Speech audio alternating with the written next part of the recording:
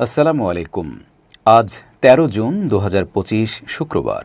শুরু করছি change TV প্রতিদিনের গল্প অনুষ্ঠান। দর্শক, আপনাদের সঙ্গে রয়েছি আমি আব্দুর রউফ। শুরুতেই সংবাদ শিরোনাম। নিজের ভুল স্বীকার করলেন ফ্যাসিবাদী সাবেক প্রেসিডেন্ট আব্দুল হামিদ। ব্রিটিশ প্রধানমন্ত্রীকে কৌশলে জবাব দিলেন উপদেষ্টা আসিফ মাহমুদ। ইসরায়েলের জন্য ভয়াবহ বিপদ আসছে জানালেন ট্রাম্পের বিশেষ দূত। এবার বিস্তারিত। আওয়ামী লীগের বর্তমান পরিণতি দেখে খুব মন খারাপ সাবেক রাষ্ট্রপতি আব্দুল হামিদের। তিনি কাছের মানুষদের প্রায় বলেন, গত ১৬ বছরে আমাদের অনেক ভুল ছিল, তা না হলে এমনটা কেন হলো? ভুল ছিল বলেই আজকের এই পরিণতি। আজকের অবস্থা হয়তো আমাদের ভুলেরই শাস্তি। তিনি আক্ষেপ করে বলেন, ২০১২ সালে যখন স্পিকার ছিলাম তখনই বলেছি, সরকার স্বৈরাচারী হলে জনগণ বেশি দিন সায় দেবে না। বর্তমানে কার্যত নিষিদ্ধ দল আওয়ামী লীগকে আগামী দিনে রাজনীতি করতে হলে তাদের অতীতের ভুল শোধরাতে হবে বলেও মনে করেন দলটির শাসনামলে টানা ১০ বছর রাষ্ট্রপতির দায়িত্ব পালন করা আব্দুল হামিদ। যুগান্তরের সঙ্গে আলাপকালে এসব তথ্য জানান আব্দুল হামিদের শ্যালক ডাক্তার আ.ন.ম নওশাদ খান। তিনি জানান, ৫ আগস্টের পর ক্ষমতাচ্যুত সাবেক প্রধানমন্ত্রী শেখ হাসিনার সঙ্গে কোনো যোগাযোগ হয়নি সাবেক রাষ্ট্রপতি আব্দুল হামিদের। তার নিজের বা শেখ হাসিনা কোনো পক্ষ থেকেও কোনো ধরনের যোগাযোগের চেষ্টাও করা হয়নি। এমনকি আওয়ামী লীগের নেতাকর্মীদের সঙ্গেও তার যোগাযোগ ও কথাবার্তা হয় না। তবে নিয়মিত খোঁজখবর রাখেন দেশ ও রাজনীতি সম্পর্কে। নিয়মিত পড়েন খবরের কাগজ, সুযোগ পেলে খবর দেখেন টেলিভিশনেও। ৫ আগস্ট ছাত্র জনতার আন্দোলনে আওয়ামী লীগ সরকারের পতন ঘটে। শেখ হাসিনা সহ দলটির শীর্ষ নেতারা প্রায় সবাই হয় পলাতক নয়তো জেলে। তাদের বিরুদ্ধে হত্যা এবং মানবতা বিরোধী অপরাধের অভিযোগে বিচার চলছে। বর্তমানে দেশে আওয়ামী লীগের কার্যক্রম নিষিদ্ধ। নির্বাচন কমিশন নিবন্ধনও স্থগিত করেছে। আওয়ামী লীগের ভুল রাজনীতি নিয়ে রাষ্ট্রপতি থাকার সময়ও কথা বলার চেষ্টা করতেন আব্দুল হামিদ। যেসব বিষয় তার পছন্দ হতো না, সেসব বিষয়ে সাবেক প্রধানমন্ত্রী শেখ হাসিনাকেও মাঝে মধ্যে বলতেন। এ বিষয়ে তার শ্যালক নওশাদ খান বলেন, তিনি প্রায়ই বলেন, আমি একমাত্র অনেক কথা বলতাম, এজন্য অনেকে আমাকে পছন্দ করত না।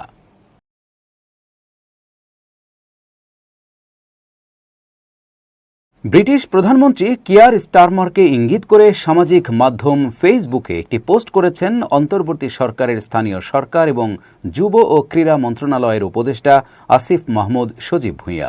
তিনি লিখেছেন, টাকা ফেরত চাইলে কাউকেই খুঁজে পাওয়া যায় না।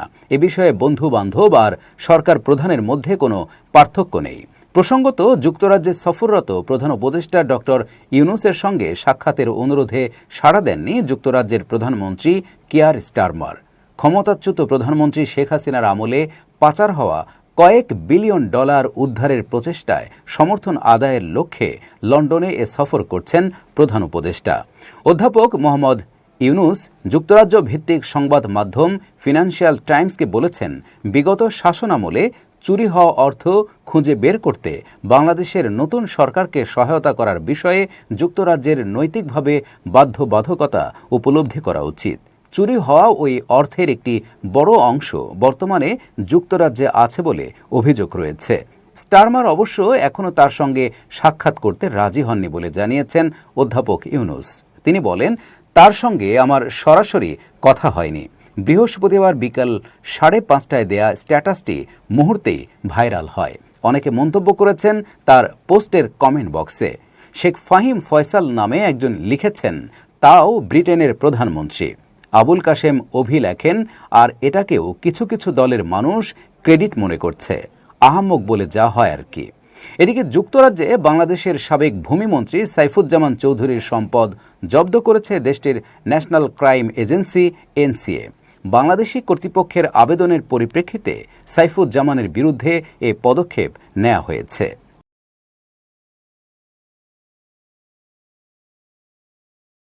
নোবেলজয়ী অর্থনীতিবিদ ও বাংলাদেশের প্রধান উপদেষ্টা ডক্টর মোহাম্মদ ইউনূসের সঙ্গে সাক্ষাৎ না হওয়ায় হতাশা প্রকাশ করেছেন টিউলিপ সিদ্দিক। এক বিবৃতিতে তিনি এই প্রতিক্রিয়া জানান যুক্তরাজ্যের লেবার পার্টির এই এমপি। টিউলিপ বলেন, লন্ডন সফরকালে অধ্যাপক ইউনূসের সঙ্গে সাক্ষাৎ না হয় আমি হতাশ। আমি আশা করেছিলাম আমাদের মধ্যে একটি সংলাপ হতে পারবে যা বাংলাদেশে দুর্নীতির অভিযোগ ঘিরে তৈরি হওয়া ভুল বোঝাবুঝি দূর করতে সহায়ক হতো। জানা গেছে, ইউনূসের যুক্তরাজ্য সফরের সময় গত 4 জুন টিউলিপ সিদ্দিক তার কাছে সাক্ষাতের অনুরোধ জানিয়ে একটি চিঠি পাঠান।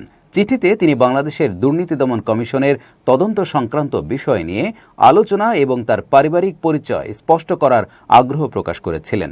চিঠিতে তিনি উল্লেখ করেন, আমার মা শেখ রেহানার বোন এবং প্রধানমন্ত্রী শেখ হাসিনার ভাগ্নি হিসেবে আমি চাই একটি সৌহার্দ্যপূর্ণ আলোচনার মাধ্যমে বোঝাপড়ার জায়গা তৈরি হোক।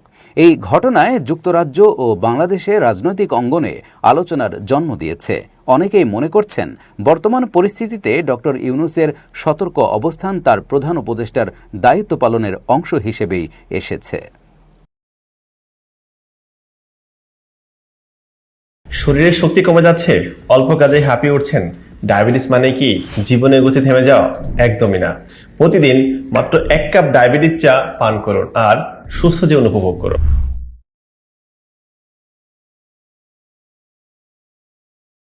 পটুয়াখালীর গলাচিপা উপজেলায় বিএনপি ও গণ অধিকার পরিষদের নেতাকর্মীদের মধ্যে উত্তেজনার সৃষ্টি হয়েছে।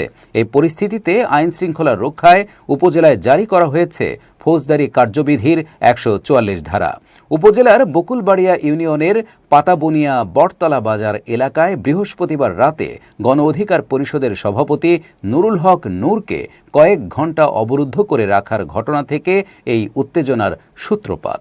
শুক্রবার সকালে ইউএনও ও এক্সিকিউটিভ ম্যাজিস্ট্রেট মাহমুদুল হাসান স্বাক্ষরিত এক আদেশে 144 ধারা জারি করা হয়। এরপরই উপজেলা জুড়ে প্রশাসনের পক্ষ থেকে মাইকিং করা হচ্ছে। প্রজ্ঞাপনে বলা হয়, গলাচিপা উপজেলাধীন চর বিশ্বাস ও বকুলবাড়িয়া ইউনিয়নের সংঘটিত সাম্প্রতিক সংঘর্ষ ও রাজনৈতিক পরিস্থিতির প্রেক্ষিতে বাংলাদেশ জাতীয়তাবাদী দল বিএনপি ও গণ অধিকার পরিষদের মধ্যে চরম উত্তেজনা বিরাজ করছে। উভয় পক্ষের যুগপৎ কর্মসূচির ঘোষণার প্রেক্ষিতে আইন শৃঙ্খলার মারাত্মক অবনতিসহ রক্তক্ষয়ী সংঘর্ষের সমূহ সম্ভাবনা রয়েছে। ঘোষণায় আরও বলা হয়, জনগণের জানমাল এবং সরকারি সম্পত্তি রক্ষার্থে গলাচিপা পৌরসভা ও এর আশপাশের এলাকায় 13 জুন সকাল 8টা থেকে 144 ধারা জারি করা হলো। এ সময় উল্লিখিত এলাকায় সব সভা সমাবেশ, বিক্ষোভ মিছিল, গণজমায়েত, বিস্ফোরক দ্রব্য, আগ্নেয়াস্ত্র ও সকল প্রকার দেশীয় অস্ত্র ইত্যাদি বহনসহ সংশ্লিষ্ট এলাকায় 5 বা ততোধিক ব্যক্তির অবস্থান কিংবা চলাফেরা সম্পূর্ণ নিষিদ্ধ ঘোষণা করা হলো।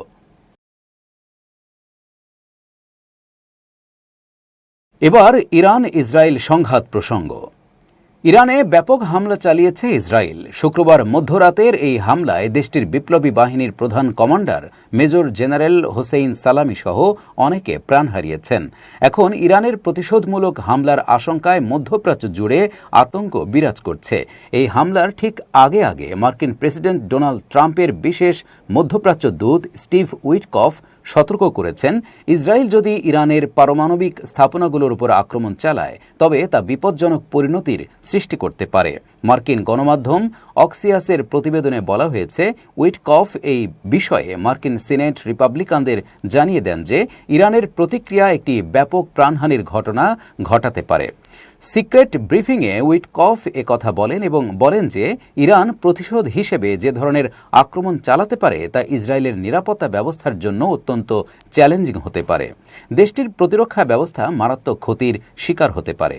উইটকফ আরও বলেন যে যদি ইরান পারমাণবিক আলোচনা ব্যর্থ হওয়ার পর ইসরায়েল আক্রমণ চালায় তাহলে সেটি পরিস্থিতি আরও উত্তপ্ত করে তুলবে। উইটকফ জানান, ইসরায়েলি সামরিক হামলা এমন এক বিকল্প হিসেবে সামনে আসছে যেটি এখন সবার পক্ষে অনুধাবন করা হচ্ছে। ব্যালিস্টিক ক্ষেপণাস্ত্রের হুমকি। উইটকফ ইরানের ক্ষেপণাস্ত্র কর্মসূচি নিয়েও উদ্বেগ প্রকাশ করেছেন। তিনি বলেন, ইরান বর্তমানে প্রতি মাসে প্রায় 50টি ব্যালিস্টিক ক্ষেপণাস্ত্র তৈরি করছে এবং তাদের লক্ষ্য ইসরায়েলের রক্ষা ব্যবস্থার তুলনায় আরও বেশি ক্ষেপণাস্ত্র প্রস্তুত করা। এমন পরিস্থিতিতে ইসরায়েলের বিমান প্রতিরক্ষা ব্যবস্থা ব্যাপক আক্রমণে হতাশ হতে পারে, যা আরও প্রাণহানি এবং ধ্বংসের কারণ হতে পারে। উইটকফ বর্তমানে ওমানে অবস্থান করছেন, যেখানে মার্কিন ইরানি আলোচনা আরও এক দফা অব্যাহত থাকবে। এই আলোচনা ইরানের পারমাণবিক কার্যক্রম সীমিত করার জন্য একটি চুক্তি প্রতিষ্ঠার লক্ষ্যে চালানো হচ্ছে। তবে ইরান এবং ইসরায়েল পরিস্থিতি প্রতিনিয়ত আরও উত্তপ্ত হয়ে উঠছে, যা ভবিষ্যতে আরও সংঘর্ষের সম্ভাবনা তৈরি করছে। পুরো বিশ্বের নজর এখন ইরান ও ইসরায়েলের দিকে। দুদেশের এই হামলা পাল্টা হামলাকে ঘিরে আঞ্চলিক যুদ্ধ শুরুর আশঙ্কা করছেন অনেকে। কারণ সক্ষমতার দিক থেকে তুলনা করলে দেখা যায় দুটি দেশে সামরিক দিক থেকে বেশ শক্তিশালী। গ্লোবাল ফায়ার পাওয়ারের পরিসংখ্যান অনুযায়ী সামরিক সক্ষমতার দিক থেকে ইসরায়েলের তুলনায় এক ধাপ পিছিয়ে ইরান। তবে দুটি দেশই বিশ্বের সামরিক শক্তিধর শীর্ষ 20টি দেশের মধ্যে অবস্থান করছে। সামরিক শক্তির তুলনা প্রতিরক্ষা খাতে ইরান ও ইসরায়েল দুই দেশই প্রচুর অর্থ ব্যয় করে। তবে বাৎসরিক সামরিক বাজেটে ইরানের তুলনায় ইসরায়েলের ব্যয় দ্বিগুণেরও বেশি। ইসরায়েলের প্রতিরক্ষা বাজেট হল $2,440 কোটি। অন্যদিকে ইরানের বাজেট $995 কোটি। এই র্যাঙ্কিংয়ে 145 দেশের মধ্যে ইরান 16তম অবস্থানে আর ইসরায়েল 15তম অবস্থানে রয়েছে। নিয়মিত সৈন্য। গ্লোবাল ফায়ার পাওয়ার জানাচ্ছে, সৈন্য সংখ্যার হিসেবে ইসরায়েলের চেয়ে বহু এগিয়ে আছে ইরান। ইরানের নিয়মিত সেনা আছে যেখানে 11,80,000, সেখানে ইসরায়েলের সৈন্য 6,70,000। এর মধ্যে ইরানের রিজার্ভ সৈন্য সংখ্যা 3.5 লাখ আর ইসরায়েলের রিজার্ভ সেনা আছে 4,65,000। যুদ্ধ বিমান। ইরানের মোট সামরিক বিমানের সংখ্যা 551টি আর ইসরায়েলের আছে 612টি। এর মধ্যে ইরানের যুদ্ধ বিমান আছে 186টি আর ইসরায়েলের যুদ্ধ বিমান আছে 241টি। ইরানের অ্যাটাকিং বিমান সংখ্যা 23টি, যেখানে ইসরায়েলের আছে 39টি। ইরানের পরিবহন বিমান আছে 86টি, ইসরায়েলের আছে 12টি। ইরানের প্রশিক্ষণ বিমান 102টি আর ইসরায়েলের আছে 155টি। হেলিকপ্টার। গ্লোবাল ফায়ার পাওয়ারের পরিসংখ্যানে বলা হয়েছে ইরানের হেলিকপ্টার আছে 129টি আর ইসরায়েলের 146টি। 48টি অ্যাটাক হেলিকপ্টার নিয়ে ইরানের চেয়ে শক্তিশালী অবস্থানে ইসরায়েল। ইরানের অ্যাটাক হেলিকপ্টারের সংখ্যা 13টি। ট্যাঙ্ক ও সাঁজোয়া যান। গ্লোবাল ফায়ার পাওয়ারের তথ্য অনুযায়ী ট্যাঙ্ক ও সাঁজোয়া যানের দিক থেকে ইসরায়েলের চেয়ে এগিয়ে আছে ইরান। ইসরায়েলের ট্যাঙ্ক আছে 1,370টি আর ইরানের 1,996টি।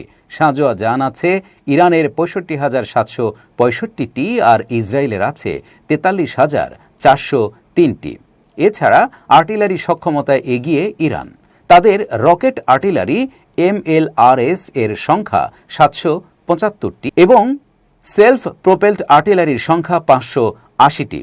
অন্যদিকে ইসরায়েলের এদিক থেকে সেলফ প্রোপেলড আর্টিলারির সংখ্যা 650টি এবং MLRS বা রকেট আর্টিলারির সংখ্যা 150টি। নৌশক্তি।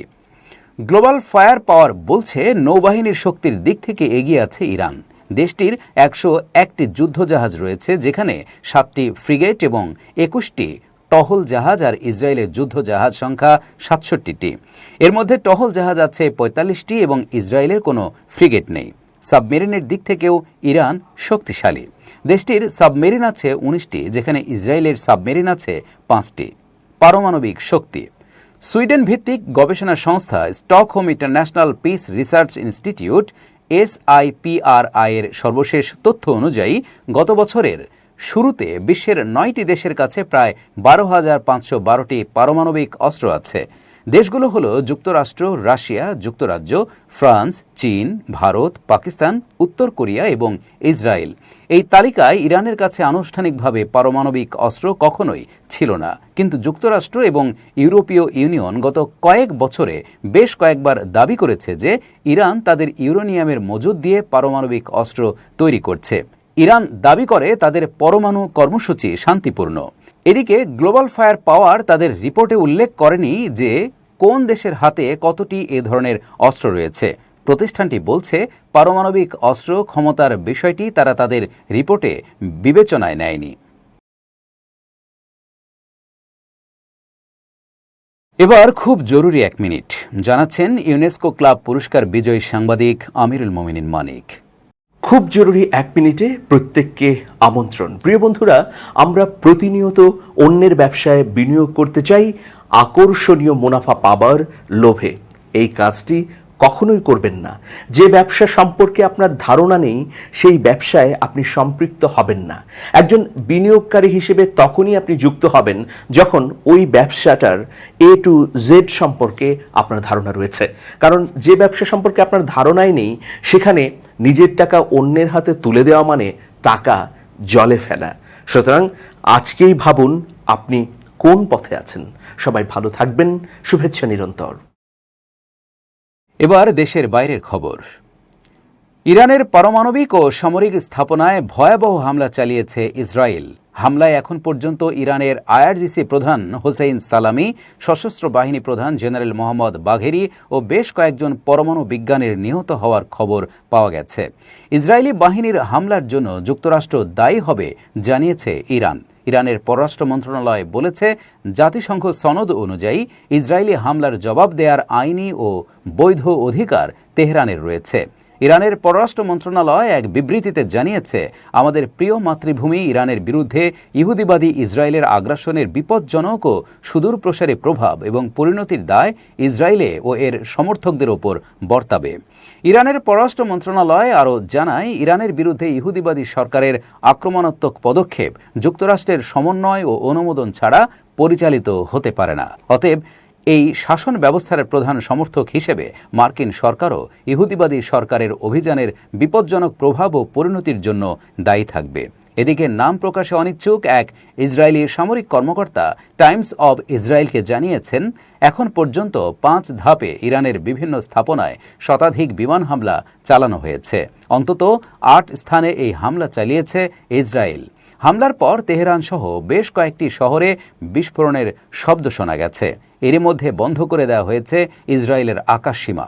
হামলার খবর প্রকাশের পর ইরানি কর্তৃপক্ষ তেহরানের আন্তর্জাতিক বিমানবন্দরে বিমান চলাচল স্থগিত করেছে। ইসরায়েলের প্রধানমন্ত্রী বেনিয়ামিন নেতানিয়াহু জানিয়েছেন, যতদিন প্রয়োজন ততদিন এই সামরিক অভিযান অব্যাহত থাকবে। এদিকে মার্কিন পররাষ্ট্রমন্ত্রী বলেছেন, যুক্তরাষ্ট্র এই হামলায় জড়িত নয়। তিনি ইরানকে এই অঞ্চলে আমেরিকান ঘাঁটিতে হামলার বিরুদ্ধে সতর্ক করেছেন।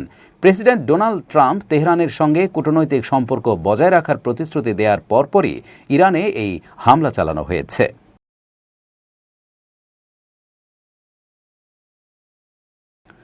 দর্শক, শেষ করছি প্রতিদিনের গল্পের আজকের গল্প।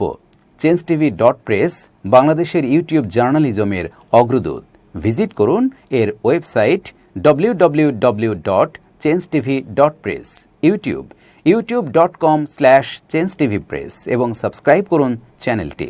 নিয়মিত লাইক, কমেন্ট ও শেয়ার করে আপডেট রাখুন নিজেকে। ভালো থাকুন, নিরাপদে থাকুন। শুভেচ্ছা নিরন্তর। changetv.press, এক ফোঁটা হলুদও নেই।